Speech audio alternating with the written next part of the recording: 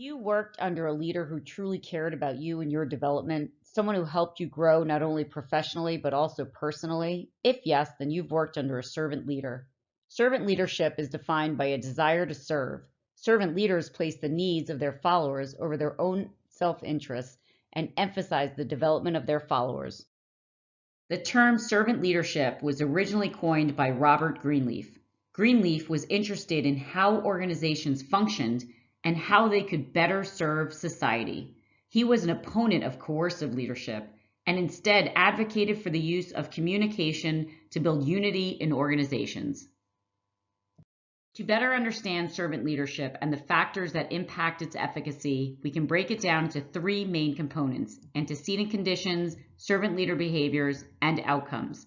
We will first look at antecedent conditions, which are conditions that exist within the organization and can shape the efficacy of the leadership process. Servant leadership cannot and does not exist in a vacuum. The culture and context of an organization directly influences how servant leadership is carried out and the impact the servant leader can have. The impact of servant leadership is influenced by both the organizational culture and organizational context within which it occurs. The qualities and disposition of the leader directly influence the process of servant leadership.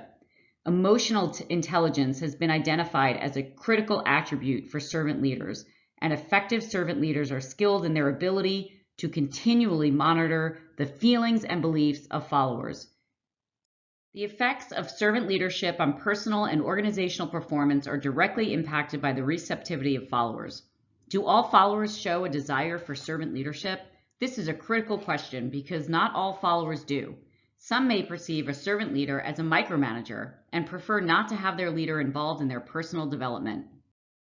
In addition to antecedent conditions, there are 7 behaviors that servant leaders demonstrate that are the central focus of servant leadership. While each behavior offers individual benefits, the cumulative realization is at the heart of servant leadership. We will discuss these 7 behaviors now.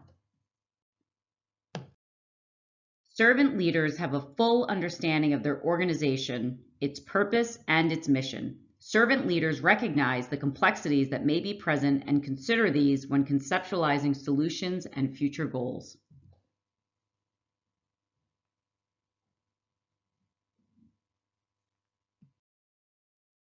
Servant leaders care about their followers on a personal level. They offer their followers emotional healing and are concerned with their well-being. They are attuned to the individual concerns of those who follow them and make time to provide support and be a source of encouragement. Putting others first is the defining behavior of a servant leader. Setting aside your own priorities to address the needs of others.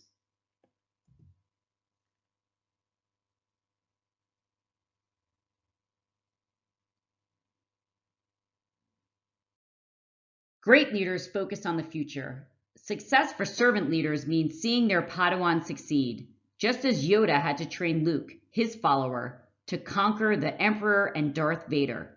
In your leadership, it is up to you to vanquish the toxic leadership in your organization. Behaving ethically is doing the right thing in the right way. One of the defining contrasts between transactional leadership and servant leadership is found in Eleanor Roosevelt's words.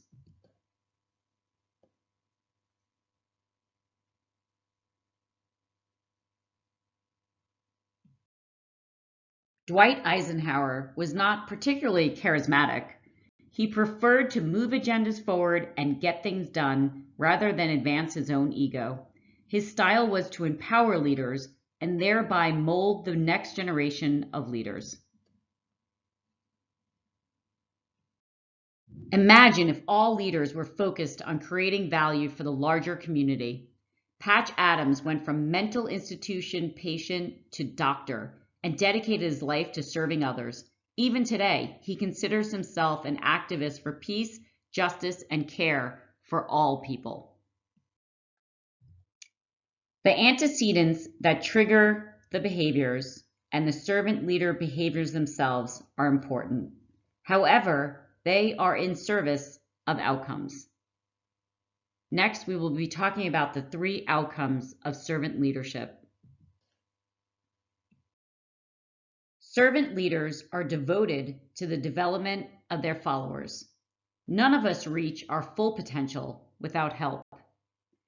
Think about the best leader you ever had. Did you experience personal growth under their leadership? Several researchers have found that servant leaders create an environment where people want to do more than is required, performing because they want to, not because they have to.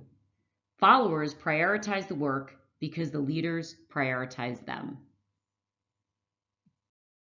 Ultimately, servant leadership drives societal change, individuals and organizations moving mountains for the benefit of all. An example of this is the Bill and Melinda Gates Foundation. They believe that every person deserves the chance to live a healthy, productive life.